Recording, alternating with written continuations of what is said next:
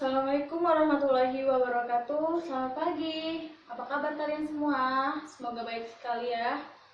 Baik, kali ini kita akan mempelajari pelajaran sosiologi. Sebelumnya saya absen terlebih dahulu ya.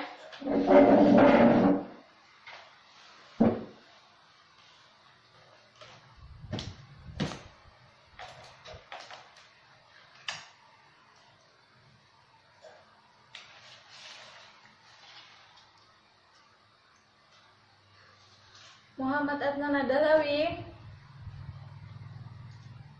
Salsabila, Puji Astuti,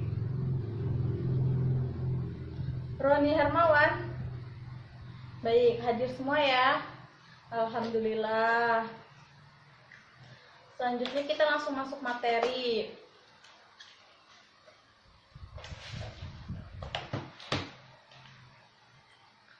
Materi kali ini kita insya Allah akan mempelajari tentang interaksi sosial budaya. Siapa yang udah pernah mendengar tentang interaksi sosial budaya? Jadi hari ini kita akan mempelajari pengaruh interaksi sosial terhadap kehidupan sosial dan kebangsaan. Langsung saja ya.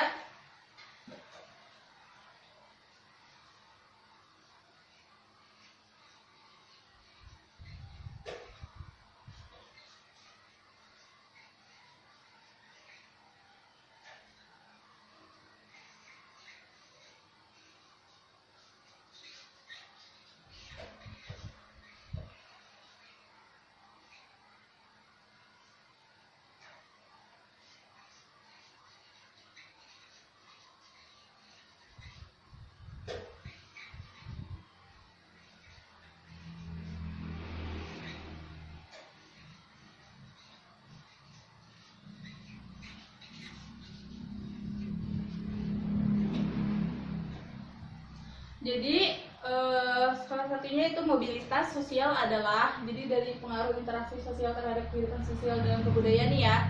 Jadi mobilitas sosial adalah perpindahan posisi seseorang dari sekelompok orang dari suatu lapisan ke lapisan lain, atau seseorang yang berubah kedudukannya. Apa yang dimaksud dengan berubah kedudukannya? Berarti dia berubah statusnya gitu loh.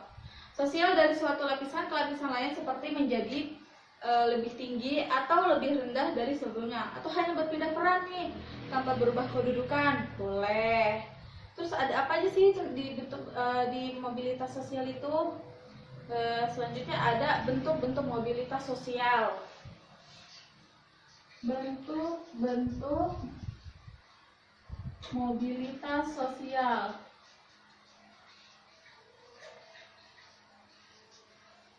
Ya, bentuk-bentuk mobilitas sosial yang pertama yakni mobilitas vertikal. Apa mobilitas vertikal? Mobilitas vertikal adalah perpindahan seseorang atau kelompok dari suatu kedudukan sosial ke kedudukan sosial lain yang tidak sederajat. Ada dua mobilitas vertikal, yaitu berpindah ke tingkat lebih tinggi dan berpindah ke tingkat lebih rendah. Terus apa lagi bentuk yang kedua? Yang kedua itu mobilitas horizontal, atau sekelompok orang dalam lapisan sosial yang sama. Tidak terjadi perubahan derajat kedudukan seseorang. Jadi dia berpindah tempat nih, berpindah dari tempat A ke tempat B. Tapi itu tidak merubah status seseorang. Jadi dia tetap aja statusnya nggak berubah ya, teman-teman, anak-anak. Selanjutnya ada apa, Bu? Selanjutnya ada faktor-faktor pendorong mobilitas sosial. Ini faktor pendorong mobilitas sosial.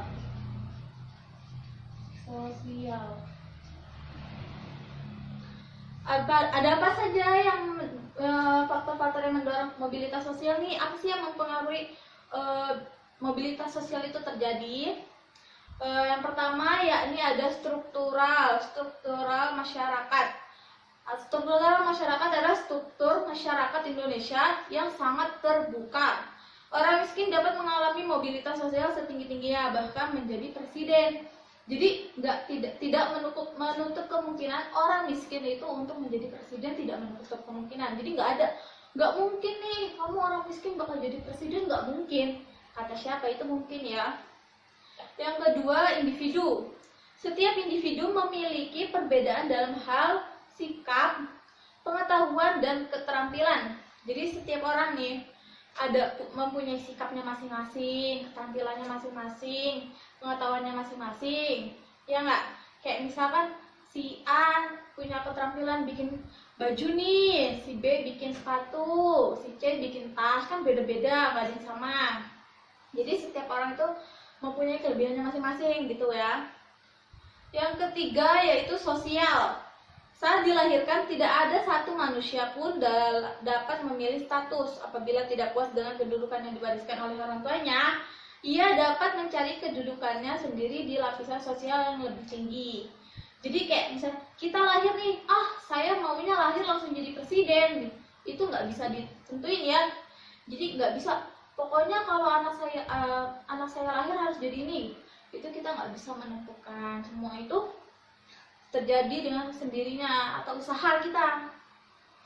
Terus yang keempat, ekonomi. Keadaan ekonomi yang baik memudahkan individu dan kelompok melakukan mobilitas sosial.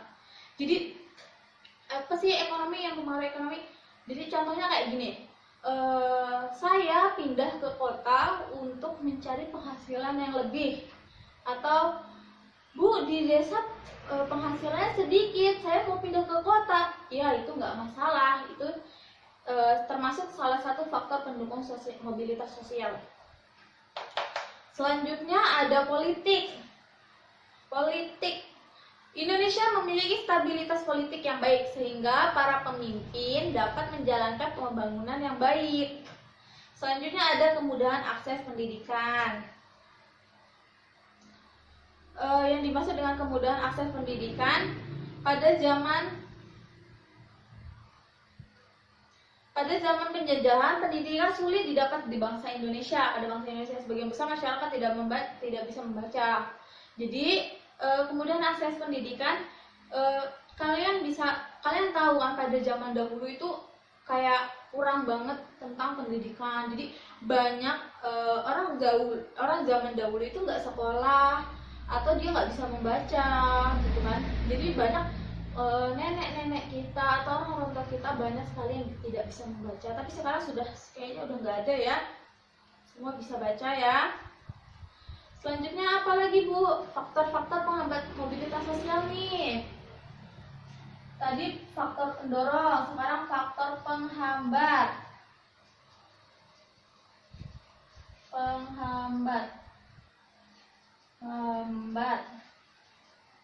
mobilitas sosial.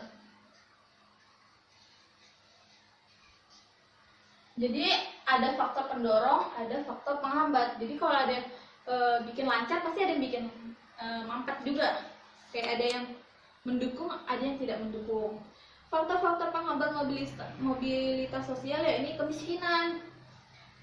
Salah satu penyebab kemiskinan adalah pendidikan yang rendah yang berpengaruh terhadap kualitas sumber daya manusia.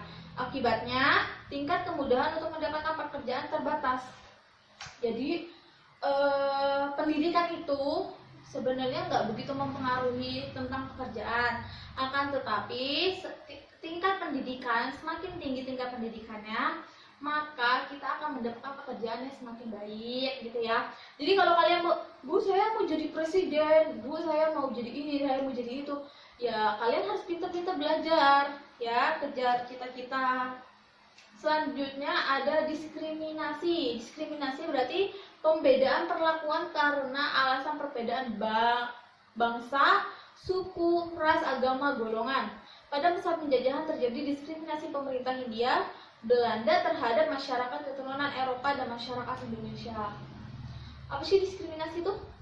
Diskriminasi itu membeda-bedakan bangsa, suku, ras, agama. Jadi kamu agamanya ini, kamu nggak bisa gitu. Kamu sukunya ini, kamu nggak bisa. Terus rasnya juga nggak bisa dibeda-bedain. Kamu kulit hitam nggak bisa, kamu kulitnya putih, kamu nggak bisa ikut kelompok dikurangi gitu. Itu nggak boleh, itu termasuk diskriminasi, membeda-bedakan. Semua itu kita sama ya, mau kulit hitam, putih, agamanya apapun sama, nggak ada yang beda. Selanjutnya ada saluran-saluran mobilitas sosial. Saluran mobilitas sosial.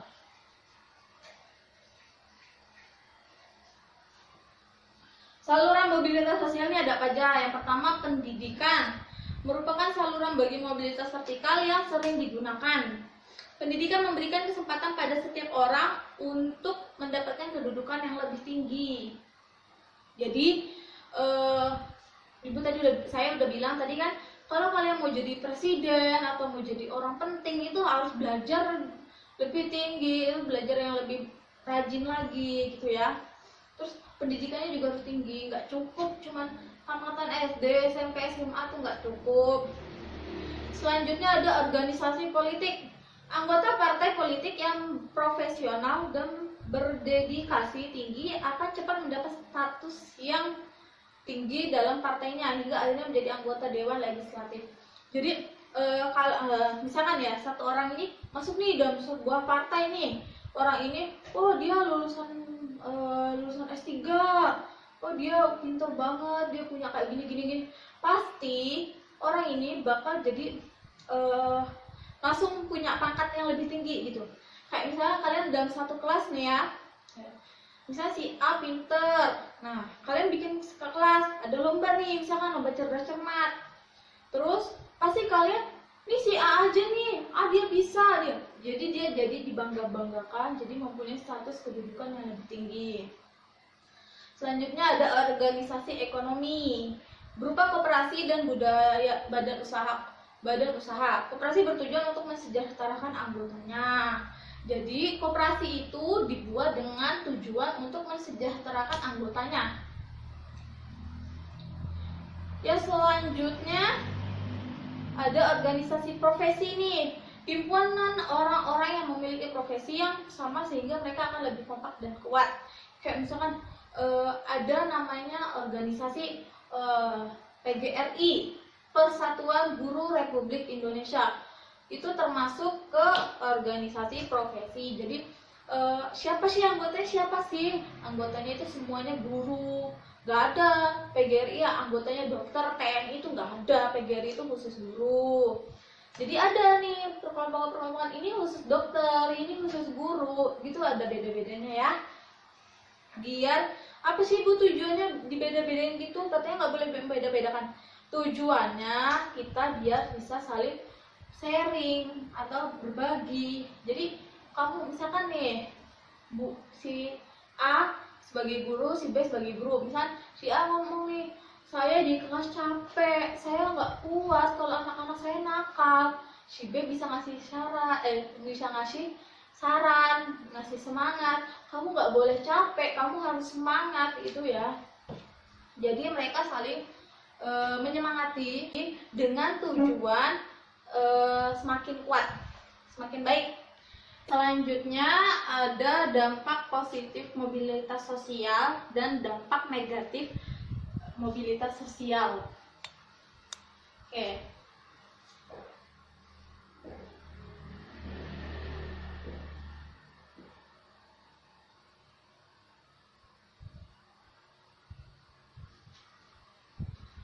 Ini dampak positif dan dampak negatif. Adapun dampak positifnya yakni mendorong seseorang agar lebih maju, terus mempercepat tingkat perubahan sosial serta meningkatkan integrasi sosial. Mendorong seseorang agar lebih maju gimana maksudnya Bu? Jadi mobilitas sosial ini dapat bikin orang lebih semangat, lebih yakin kalau dirinya bisa, dia nggak akan menyerah gitu loh. Terus mempercepat tingkat perubahan sosial. Jadi kayak misalkan si petani nggak akan selamanya jadi petani, dia akan bisa berubah menjadi orang kantoran atau memiliki usaha atau jadi presiden pun bisa. Selanjutnya meningkatkan integrasi sosial. Terus lalu dampak negatif dari mobilitas sosial yakni terjadinya konflik atau gangguan terjadinya konflik serta gangguan psikologis. Jadi apa yang dimaksud dengan terjadinya konflik? Kenapa kok jadi terjadi konflik, Bu? Karena mungkin dari sekelompok orang ada yang setuju, ada yang tidak.